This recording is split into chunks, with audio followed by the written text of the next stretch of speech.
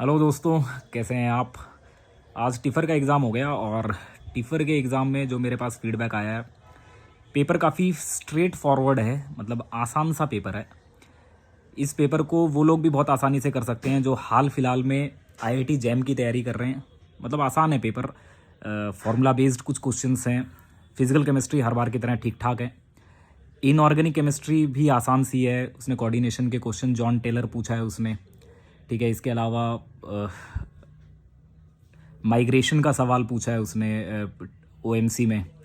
ठीक है, और भी क्वेश्चंस पूछे हैं उसने। पीवाईक्यू पूछे हैं काफ़ी, 6 से 7 लगभग पीवाईक्यू पूछे हैं। और वो कुछ टिफ़र के भी हैं, कुछ सीएसआईआर नेट के हैं, कुछ गेट के पीवाईक्यू हैं और फार्मूला बेस्ड है। मतलब स्टैटिस्टिकल उसकी बहुत फेवरेट है, तो स्टैटिस्टिकल से, लेकिन कुछ मुश्किल जैसा नहीं है। मतलब ऐसा नहीं है जैसे स्टैटिस्टिकल में उसने माइक्रो एनसेम्बल्स के वो जो कांस्टेंट पैरामीटर्स होते हैं उनके बारे में सवाल पूछ लिया है।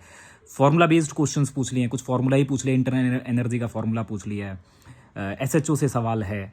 ठीक है, तो और पॉइंट ग्रुप से सवाल है, XeOF4 है ना, तो उसका उसने सवाल पूछा। इसके अलावा एरोमेटिसिटी से सवाल है। ऑर्गेनिक तो काफ़ी आसान बता रहे हैं, और एरोमेटिसिटी से 2 सवाल हैं, जिसमें एसिडिटी बेसिसिटी वाला एक सवाल है और एक सीधे उसने पूछ लिया कि इनमें से कौन एरोमेटिक होगा। तो मतलब कुल मिला के पेपर बहुत आसान सा है, स्ट्रेट फॉरवर्ड है।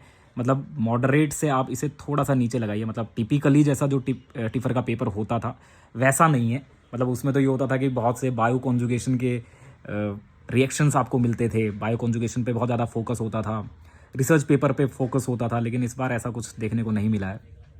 तो जो फीडबैक अभी तक मुझे मिली है मैं उसके बेसिस पे आपको बता रहा हूँ, और डिटेल में तो अपन चर्चा करेंगे ही, वो तो अपना है ही मामला।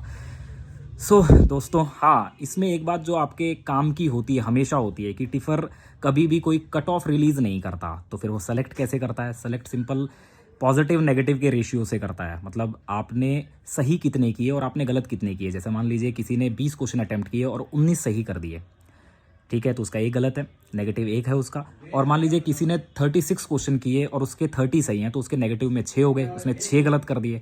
तो फिर जिसने 20 किए हैं और 19 सही वाला है, तो फिर ऐसे में उसको इंटरव्यू कॉल होने के ज़्यादा चांसेस हैं, बशर्ते उस 36 वाले को। तो यहाँ पर नेगेटिव पॉजिटिव रेशियो ज़्यादा मैटर करता है, बजाय कितना आपने अटैम्प्ट कर दिया, क्योंकि यहाँ कोई कट ऑफ, कोई मार्क्स तो रिलीज़ होते नहीं है।